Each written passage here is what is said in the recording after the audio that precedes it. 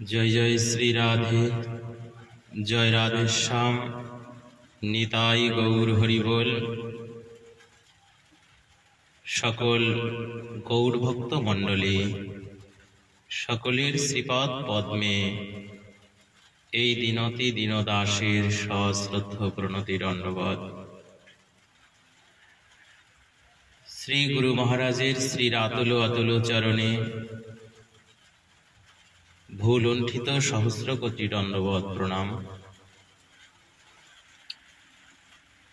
আজ যে বিষয়টি নিয়ে আমরা হরিকথার মধ্যে থাকব, নিখিল জগদীশ্বর পরতত্ত্ব সীমা পরম পুরুষ পরমেশ্বর ভগবান শ্রীকৃষ্ণের শুভ আবির্ভাব তিথি, যাকে আমরা জন্মাষ্টমী বলে আখ্যায়িত করে থাকি।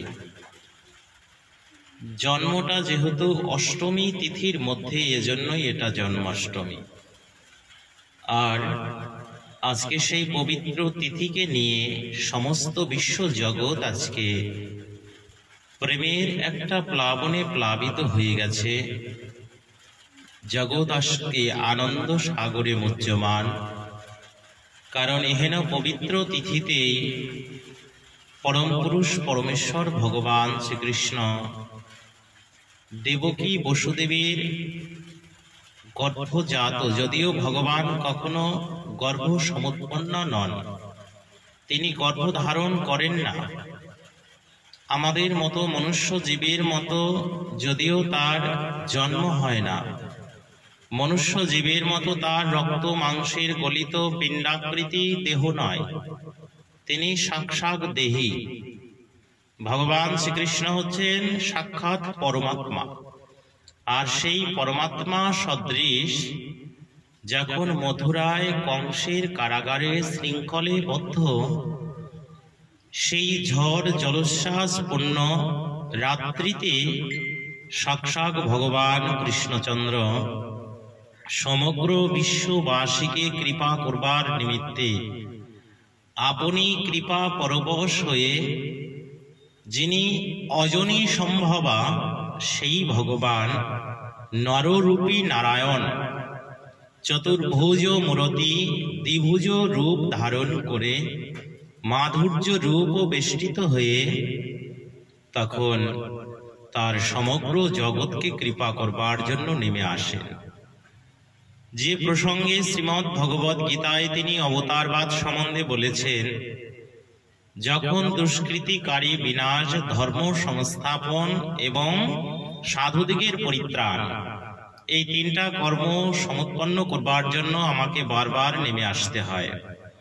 ঠিক সেই ভগবান সমগ্র জগৎকে কৃপা করবার জন্য এবং অসুর দিগের বিনাশ, সাধুদিগের পরিত্রাণ আর ধর্মকে পুনঃসংস্থাপন করবার জন্য দাপর যুগে সেই পরম পুরুষ পরমেশ্বর ভগবান নারায়ণ চতুর্ভুজ শঙ্খ চক্র গদা পদ্ম ত্রিভুজ শ্রীরূপ ধারণ করে যশোদা কৃপা পরবশ হয়ে, যশ প্রদানকারী হয়ে তিনি কারাগারে শৃঙ্খলের মধ্যে আবির্ভূত হলেন।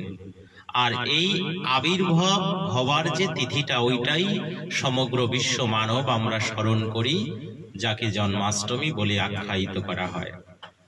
এই পবিত্র জন্মাষ্টমী তিথিতে সমগ্র বিশ্ববাসীকে একেবারে পূর্ণাঙ্গ রূপে ভগবত কৃপা দিবে বিধায় আজও পর্যন্ত অদ্যাবধি সেই তিথিটাকে আমরা গভীর শ্রদ্ধা ভরে স্মরণ করি। ভগবান এখানে বিশেষ রূপে জগৎজীবকে দেখালেন। আমরা যেমন স্বাভাবিক চিত্তে যদি কোনো সংসারে একটু বাধা বিপত্তি আসে, আমরা অনেকটাই ভেঙে পড়ি, ভজন থেকে বিচ্যুত হয়ে যাই, বিভিন্ন দিকে আমাদের কলহ দেখা দেয়। আমরা মনে করি আমরা বহু মায়ার দাসত্ব করছি, বহু কারণে বাধা আছি, আমরা কিভাবে ভজন করব, কিভাবে অগ্রগামী হব। আজকে সেই ভগবানই দেখালেন, আমি সাক্ষাৎ ভগবান হয়েও আমি কারাগারের মধ্যে জন্মগ্রহণ করেছি, যেখানে আমার পিতা মাতা পর্যন্ত শৃঙ্খলে বদ্ধ, সেই বদ্ধের মধ্যে ভক্তের আরাধ্য ভগবান আবির্ভূত হলেন। তার এই আবির্ভাব তিথিটাকেই আমরা স্মরণ করি জন্মাষ্টমী তিথির মধ্য দিয়ে।